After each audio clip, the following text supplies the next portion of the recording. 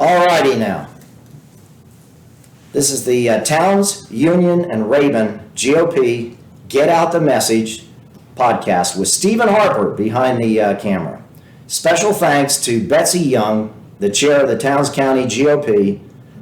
I'm the host, Dave Bubeck, here with Kenneth Henderson, candidate for the Towns County Sheriff. So let's get going, Ken. So how did you get the name Ode, the nickname? Well, it goes a long way back to the first grade in school. I found a young man on the playground that I really liked, and his name was Ode, and so I decided to be friends with him. I needed to add Ode to my name, so I did, and I've carried that name for many years. Well, thanks for sharing that, because a lot of people ask him how to get he got his name Ode. So exactly. Nicknames stick, that's for sure. Okay, but you like Ken, I understand, because of Young Harris College. Ken Henderson. Okay, so I'll call you Ken today. Short for Kenneth, of course. Yes, sir. Yeah. Yep. Okay, but on the signs it says, Kenneth Ode Henderson. That's right. So that's right. If you're going to vote for him, that's what you want to. That's right. Okay, it's on the ballot. Got it. All right. If you could, just elaborate a little on your professional background, training, working with other agencies, that sort of thing. Okay. Well, I would start by saying, again, my name's Kenneth Ode Henderson. I've worked at Young Harris College as chief police for 37 years.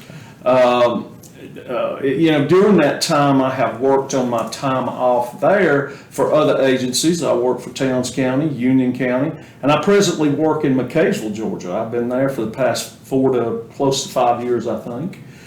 So my whole life has been law enforcement. I have deep roots in Towns County. My family's all from here. I was born and raised here, and I guess I happen to be one of the lucky ones that got to go to work for Young Harris College, and yes. Very fortunate. Very. Okay, and then as far as mutual aid agreements, could you give me a little bit about that, maybe like in the future if you were elected sheriff? Okay. Yeah, I think it's a great thing to sign mutual aid agreements with other departments. I think we had just recently signed a mutual aid agreement with the city of Hiawassee. And so we're very pleased with that. And but in Georgia, I think you'd find that the majority of agencies have done that through the years, and I think it's a very good thing. Of course, I'm one that believes in law enforcement, you want to work with every law enforcement agency out there. I do a lot of hosting of different meetings at Young Harris College. I do the 9th District meeting there where we invite people from all over Georgia in, and we have meetings and training and sharing information. And so, I'm all about that. I host the 9th District, obviously, is that meeting, and I also host the Governor's Highway Safety meetings at Young Harris College. And a lot of people come in and we talk about how things are changing in the laws, or if there has been a change. And the networking is great because it gives you the information and things that you need to be able to do your job and to work with everybody. So that will be my goal, to make sure that I'm working with all the surrounding agencies in our county. Yes. And all these other agencies. I'll continue to work with them. So Georgia State Patrol be you bet. Georgia State Patrol, GBI, FBI, GEMA, FEMA, and in the summertime there we host the Homeland Security comes. They've been coming to Young Harris College now for several years and training there. They bring the dogs out. Unfortunately, our kids are gone when we do the training, and they don't get to see the dogs and all, but we do that training there every year, and we have all these agencies coming in. I know all these people, and I plan to continue, if I'm elected sheriff, to work with these agencies. So excellent. That's important. It really is. And we got about four people with Hiawassee PD? Four, I should say, officers. I'm not sure, sir. That's okay. I want to say 5 or 6, but I could be wrong. Could be that. Well, that's a lot. Yeah. That's a lot more. And again, I think I took CLIA, started to, and then of course COVID-19 came. Right. But let me just ask, around 22, I think, is. Well, deputies. if you count my full-time. No, I'm sorry. I'm sorry. Oh, I'm sorry. With the Towns County Sheriff's Department. I believe that's correct. Yeah, I I'll put think you on the so, but spot. I'm not sure. That's okay. I'm That's not okay. sure. And of course, you add Young Harris College. That's how many people? Well, with full-time, part-time, and all of our part-time folks that are on our roster, there's gonna be 15, 20 folks, police officers on my roster, which is with the state of Georgia. Okay. Okay. Now, some of those may just work as needed. Yes. Then you got full-time, part-time, which is a certain amount of hours each week. I also have, and I'm very pleased to say that we did this probably 5 years ago, where I visited Clemson University and looked at their cadet program. And we were very impressed with that. So we brought it to Young Harris College, and I can't say enough about that. It's been great for us. Oh, that is great. A great relationship with our young folks, and they come in, they want to be cadets, they want to work with us, they want to see what we do. And obviously we don't put guns on them and put them in harm's way, but it's just been great for us to have them, and a great deal of help to the department. Sure.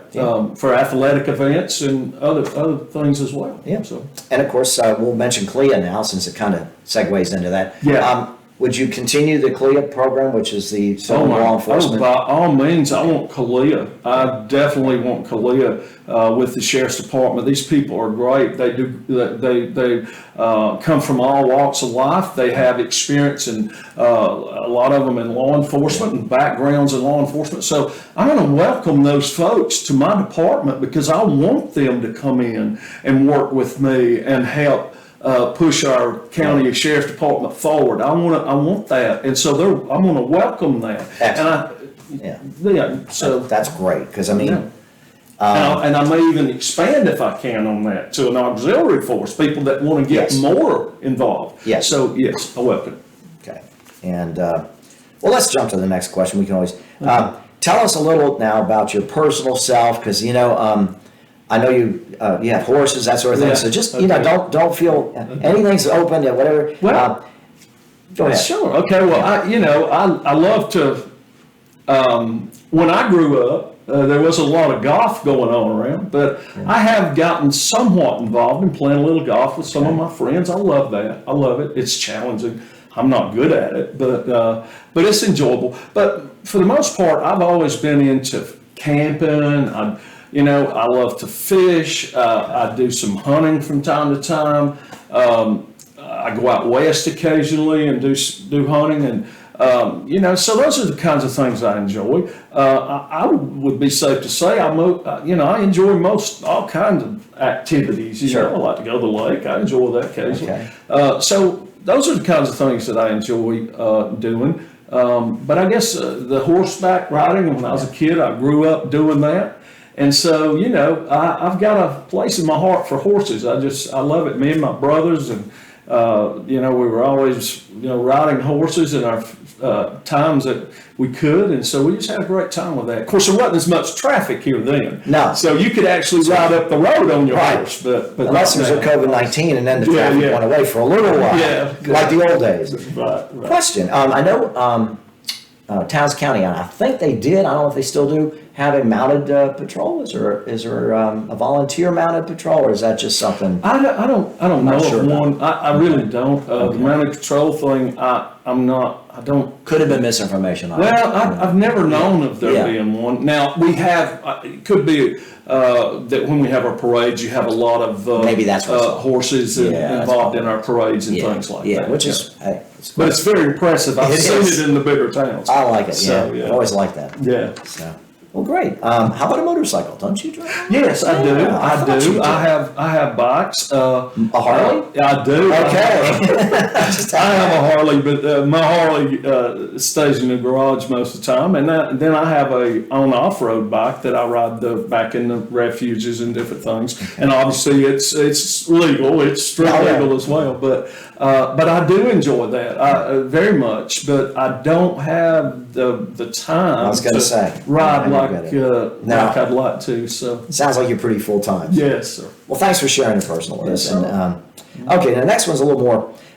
Working at Young Harris College versus county sheriff. So I'm trying to, first let's start with contrast the differences. So again, working at, as your capacity as chief at Young Harris College and then becoming county sheriff. For example, I know Young Harris College has a president and a board of trustees. That's right. So that's right.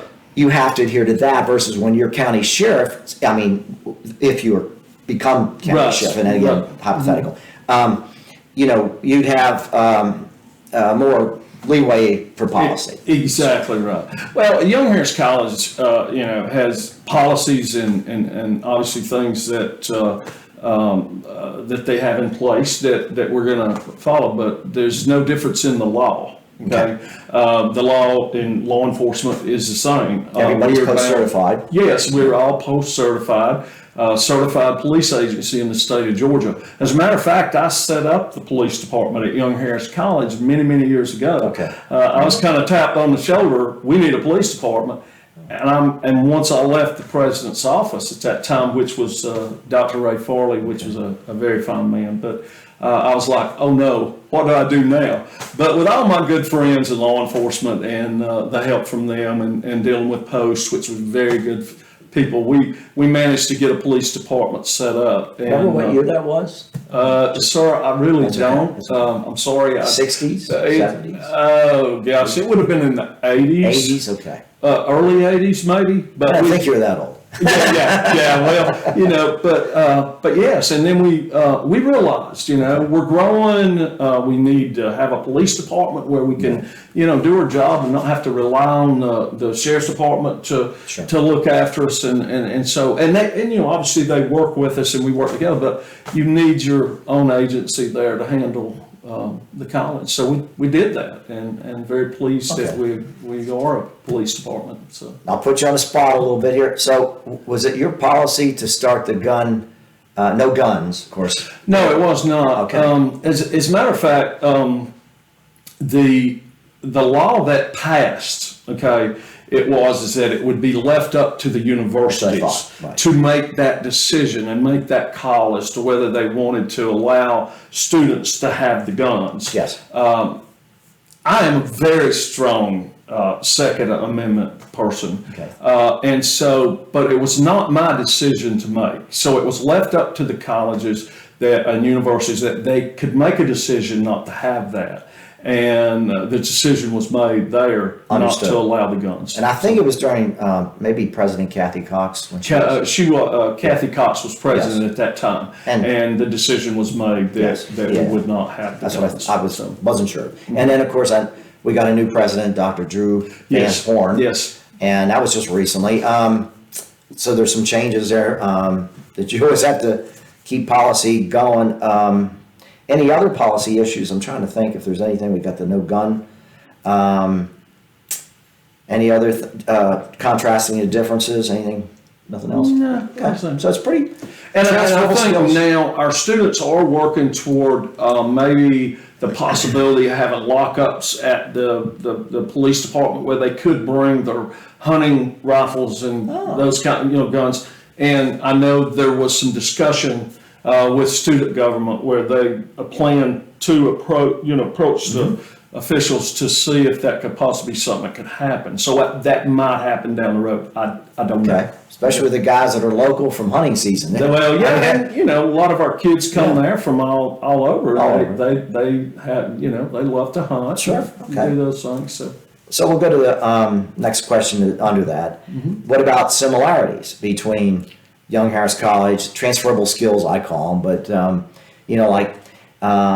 maybe student advisory committees? I know that I think this is going to come out in the paper if it hasn't already. Yeah, right. And I got a heads up on it from the powers that be there. So are you aware of those? I think you're talking about the student advisory board? Yes, sir. Yes, sir. Okay. By all means, I want to start a student advisory board that where we'd have students at the high school and all levels there, as well as Young Harris College. And I know there may be some homeschooling and some of those folks that want to get involved, or maybe some of the churches that have their schools there, some of those kids.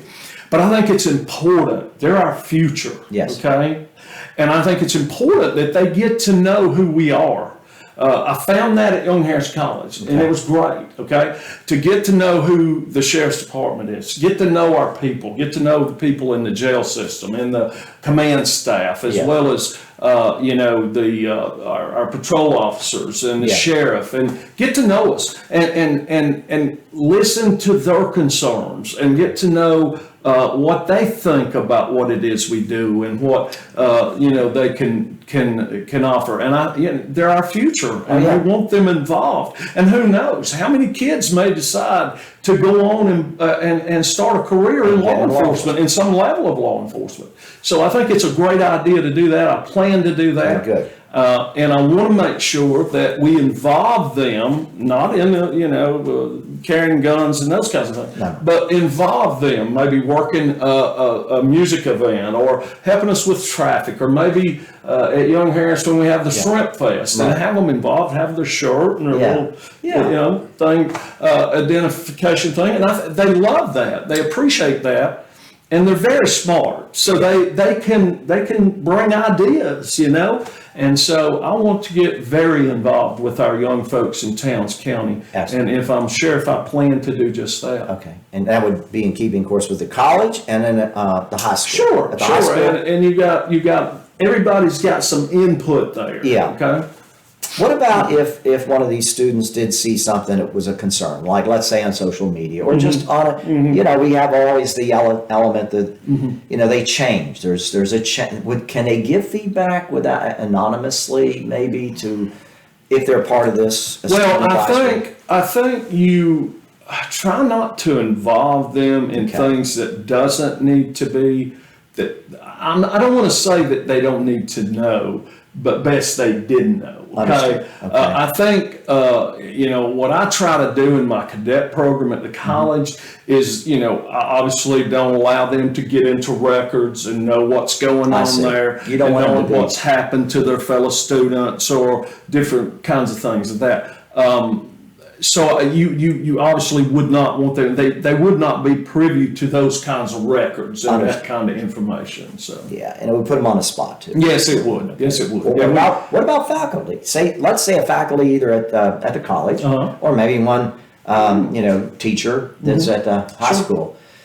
I think you might involve them. By all means. By all means. We again, going back to what I said earlier, I welcome those folks to come work with me and help me improve and make sure that we have, hey, listen, my goal every day when I get up, my goal is going to be to go out here in my uniform, have an open door policy to our citizens, and be out here working with the officers, making sure that everybody is seeing that we are professionally trained and that we're doing our job, and we're going to work hard to earn their respect. And I say earn their respect and support. And I think we do that through good training. And I'd like to talk about some of that maybe a little later. But so the training. But on that same line, if there was an active shooter in the high school, would the faculty then know what to do, and you get them more involved than they are now, let's say? Yes.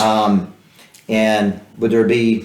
Well, I think with Young Harris College, I have been doing active shooter training at Young Harris College for many years. Okay, well, especially since all this has come to pass with us. But you have to train. You have to know. People have to know in those classrooms. People have to know in those dining hall areas and the different areas on the campus. They have to know what to do in the event that should happen. Right. We all pray it never happens, but we have to be prepared, and I will be. For our schools, we've got to be working with the EMS, we got to be working with dispatch, we got to be working with the fire department, our Hiawassee Police Department, Young Harris College Police Department. Everybody has to train together, and we need to know that at the end of the day, that we're going to be able to respond to any event like that and know that we are the best trained that we can be to address that. Sure.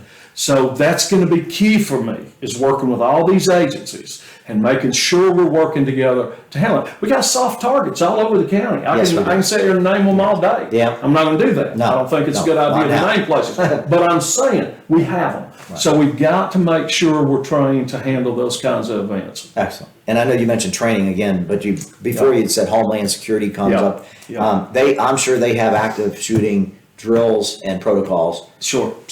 Sure, they do, and you need that. You need to work with your school, your school board, and all the superintendent, the people there, and teachers and students alike. You got to work with them to know what to do if something should happen and where to go, what to expect from law enforcement. We're coming, okay, and what's going to happen, and what's the best safest thing that can be done at that point in time should it happen. So the only way you do that is by training. If you're not training together, nobody knows what's going on. They're not going to know how to respond. No.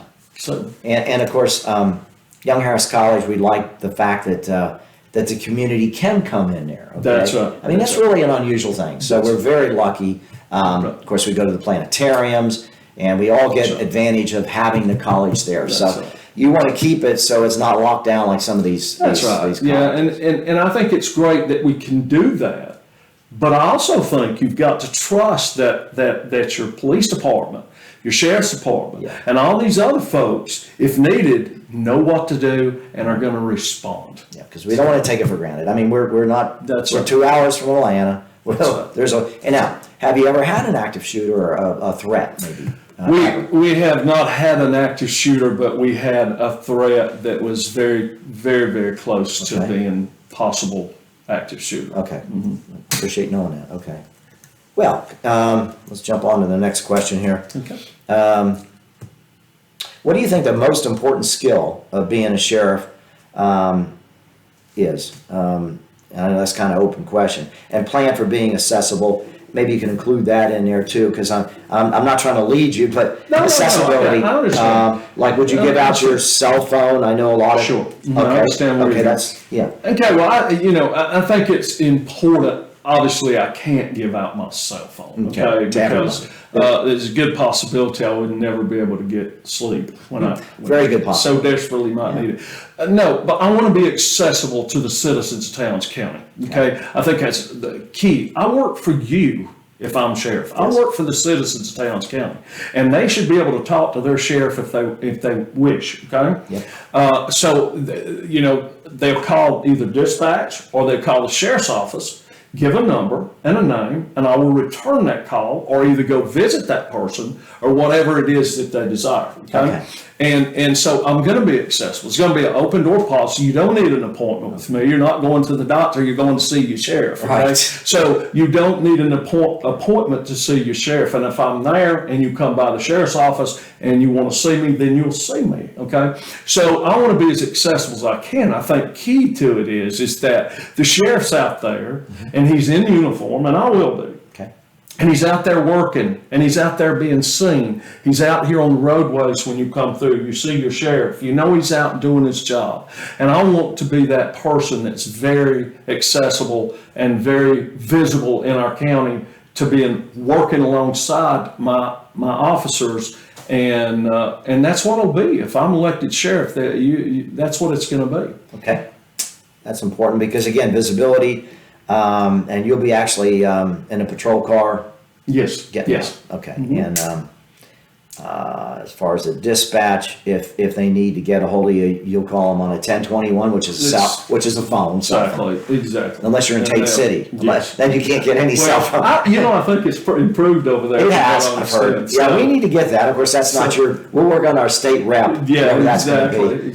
Great folks, by the way. In Tate City. Wonderful. I enjoy. Oh, they are. I love going up there. I don't mean to digress here, but I love their mall up there, the Tate City Mall. No, don't you? A little shack. That's really great. I tell you, I love it over there. I mean, as a kid, I grew up fishing there, traveling through there all the time. It hasn't changed a whole lot. No, it hasn't. It hasn't. Anyway, maybe a lot of people don't know, there's no radio dispatch that can get through there because of the mountains. Yeah, I think there has been a tower moved, maybe that I want to say they called it the Ball Tower, maybe. Oh, yeah. And I think so. Maybe there is some service there now. I know it's improved tremendously. So yeah, Joe Miller was working on that. I think. I think so. Yeah, I think so. there's some communication. Okay, there now. that's good. So that's good. Okay. Oh, we'll jump to the next question here. Give you a minute. Okay. Let's see. I'd really like to talk with you about the drugs and Yes, things please. that I'd like to Let's tackle. let's get to that. Let's do that now then. So as far as what do you see as one of the primary issues here facing us in town? Well, I think we have to have, and with all due respect, I say this, and I want to continue to work with them.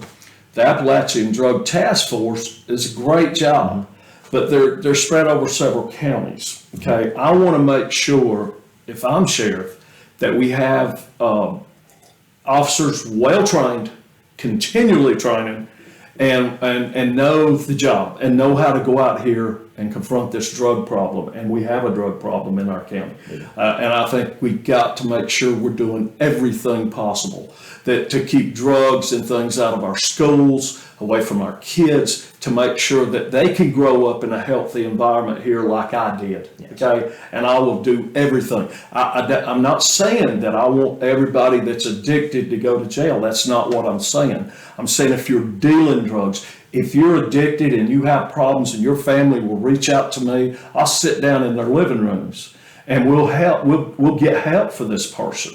But if you're selling drugs in Towns County, you certainly don't want to vote for me because I'm coming for you. Good. Okay.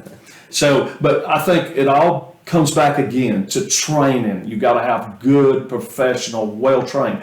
We're not going to break people's rights to get drugs. We're going to follow the law and bust these people. Okay. And that comes in with probable cause. We're going to have probable cause when we approach these kinds of situations, right. And we're going to follow the law, and we're going to go out there and do our job, and we're not going to break it to catch somebody with a joint or whatever. You know? Right. So we're not going to do that. I know you're a big Fourth Amendment. I am big Fourth Amendment. I respect people's rights. Yes.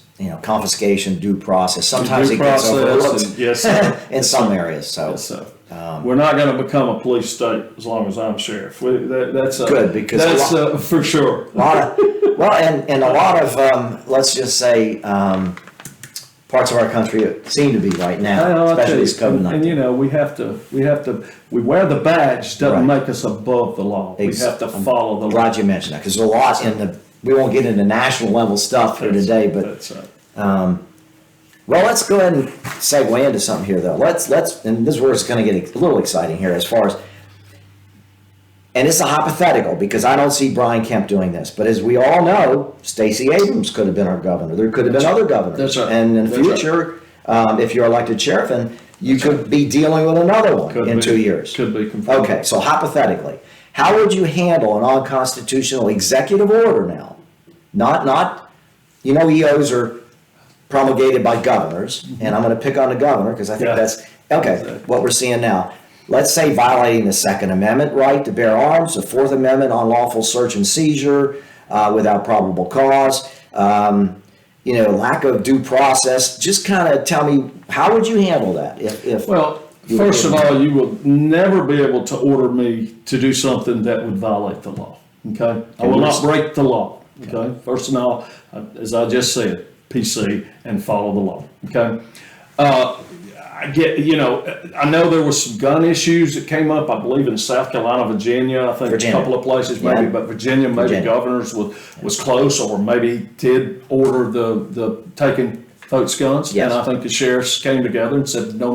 They did. And let me tell you, this sheriff, if I'm elected sheriff, will never enforce a law like that. And if the governor said to me, "Sir, you're breaking the law," I'd say, "Sir, I'm not. I'm not breaking federal law. I may be breaking your law, but I'm not breaking federal law." Yes. So I would stand with the people to the very end, is what I'm trying to say here. I will never violate their constitutional rights. And that becomes it's a right, the Second Amendment, to bear arms, and I'll stand tall with them all day long. Okay, so similar to the sheriffs and those. Yes, sir. The counties we're seeing now that are standing together. I certainly would. I know a lot of my friends, and I probably have 100 of them, that are real adamant about these Second Amendment sanctuary counties. I don't know if you're familiar with those. Yes. And it's really a pro forma kind of. It's just we're the only ones. I think Union and Towns are the only two in the area, North Georgia. And I have to check. It's on Facebook, and I don't know. I haven't looked for a while. Right. But I know Rabun. I know White. We're surrounded pretty much by counties that are Second Amendment. Is that anything you consider signing if it was presented by, say, Cliff Bradshaw or county commissioner or something? Sure, I certainly would. Okay. I have no problem with that at all. No problem at all. Okay, because some of the other counties, they don't. They say we might get federal funds. They're all worried about. They don't want to sign anything. I don't know what it is. Is it what the problem is? Right. And I say some. There's one or two I know. Isn't that usually some kind of pressure applied to lose federal monies to get you to go this way or that? You know what? I think it hasn't been proven one way or the other yet. We'll leave that open, but you would you'd give it careful consideration and exactly great. Right. Thanks. Because my friends needed to ask that question. That's right. I'll be there. So. Alrighty. And again, as a sheriff, you're the ultimate law enforcement person in that county, and the legal discretion would be up to you to stand down or follow the guidelines of the executive order if it's unconstitutional. Yeah, if it's unconstitutional, I'll not be enforcing no. Okay, just want to make sure. All right, next question. What is the most important message you'd like to get out? Well, this is an open one to the voters. I think they need to know that about me, and I think they need to know what I plan to do. Okay. I've touched on how I feel about the drug situation. I think you've got to have well-qualified, well-trained officers, okay? Because I think the key to success in law enforcement is training.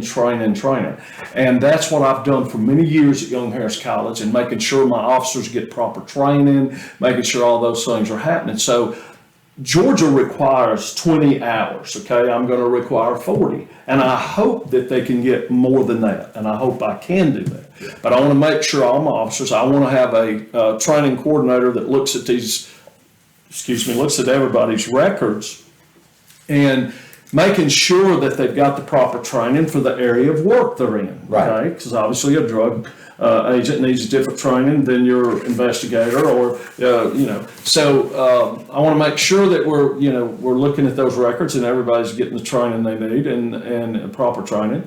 And I'm gonna, I have said all along, I want to make sure that we sign areas of our counties when our officers are out patrolling, so that they can get out in our neighborhoods. I want to make sure that we are community policing kind of thing, as well as community relations. The policing's good, but you need the relations to go with it. You need to be able to know the people. We're in a small county. There's no reason why we can't get to know our people in the neighborhood. Yeah. If he's out there patrolling and you're mowing grass and come by him, I'd stop and say, hey, I'm Officer so-and-so.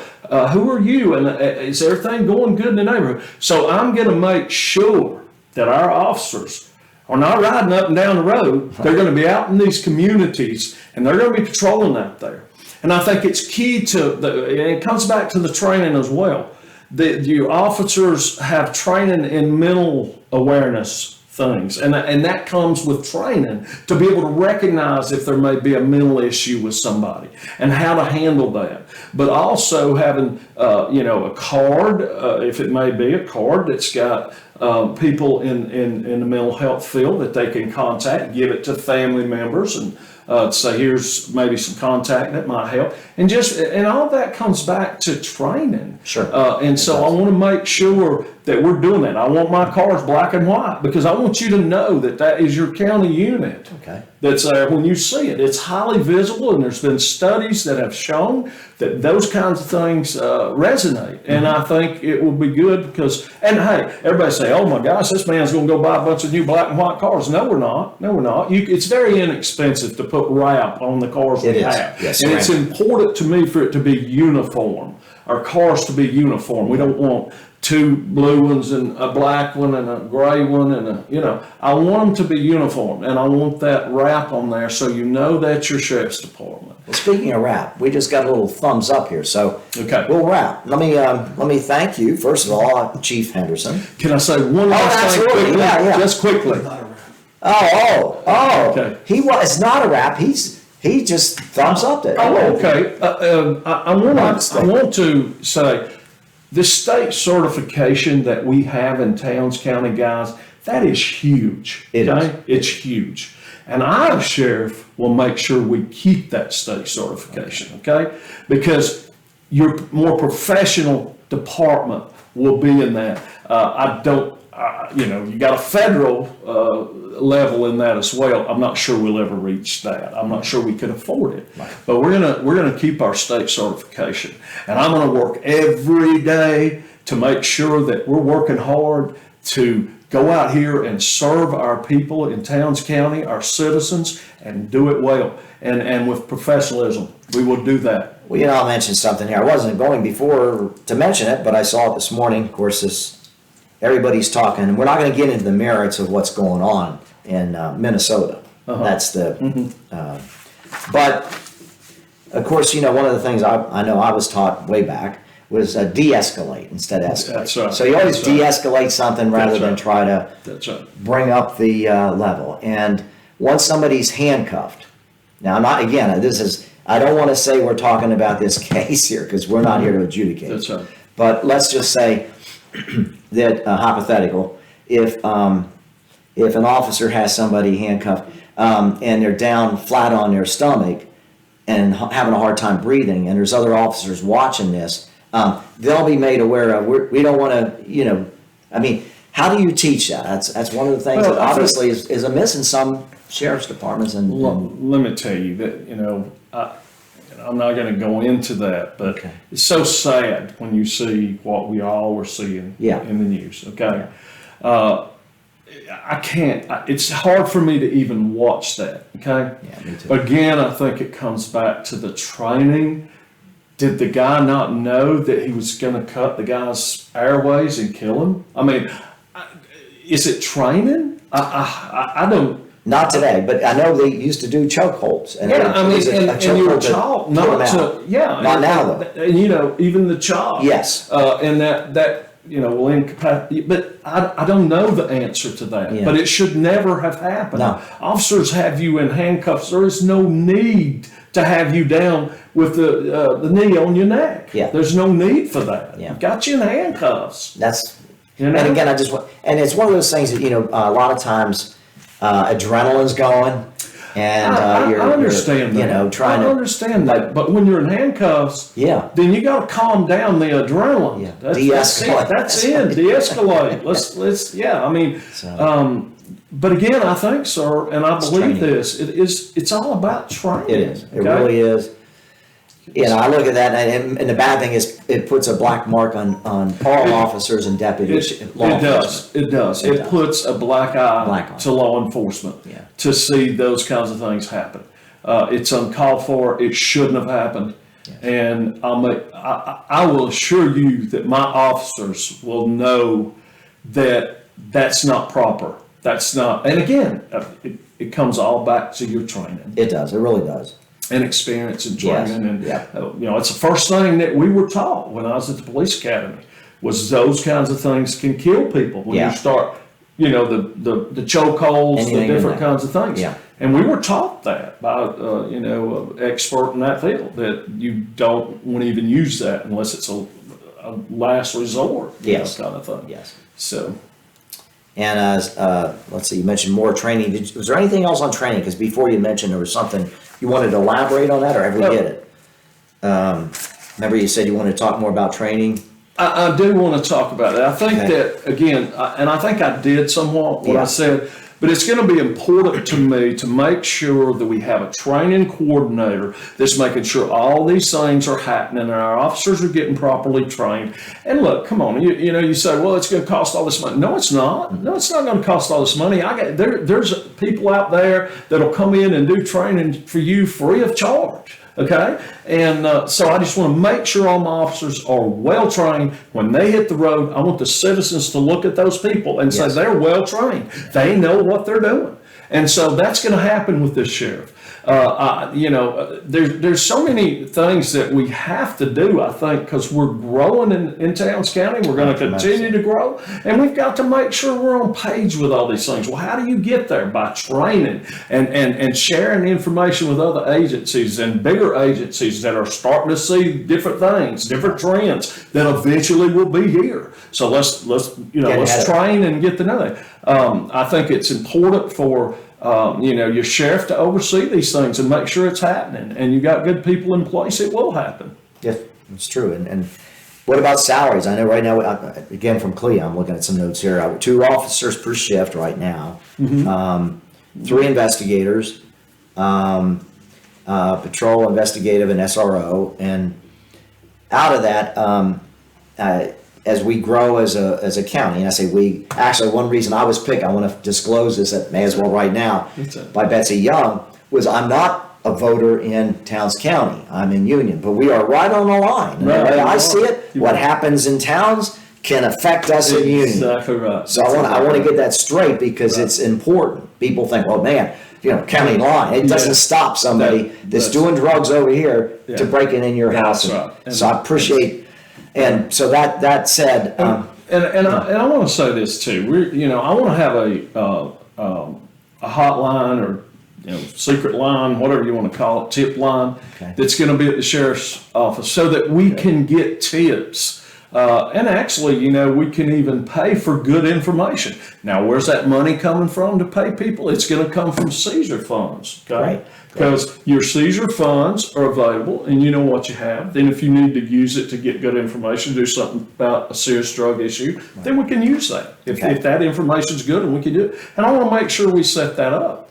And that way people can call in anonymously and say, hey, I think more people would do that if they knew they didn't have to get involved more than just calling you and giving you the information. So I want that to happen. So I think it's a good information thing. It is. And it'll be good for the sheriff's department. So I plan to do that as well.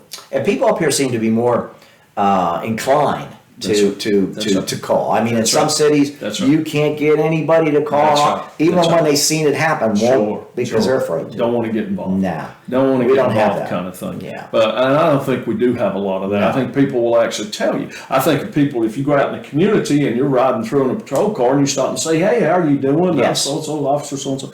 They're going to tell you if there's problems there. You're going to know about it. Oh, yeah. So I think it's important that we're doing that, and we're making sure our officers are out there talking to folks as well. And that's that community relations. Get to know the people so they can know you, and it'll help you do your job. They're not afraid to help you do your job. Right. That's a fact. So I think we hit a lot of stuff here today. I'm again looking to see if we haven't missed anything.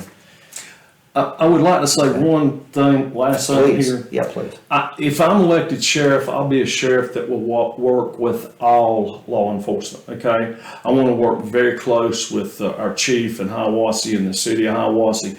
I want to work close with our chief at Young Harris College and all these other agencies here, as far as the fire department, all those folks, the EMS, dispatch. And I'm very serious about this training.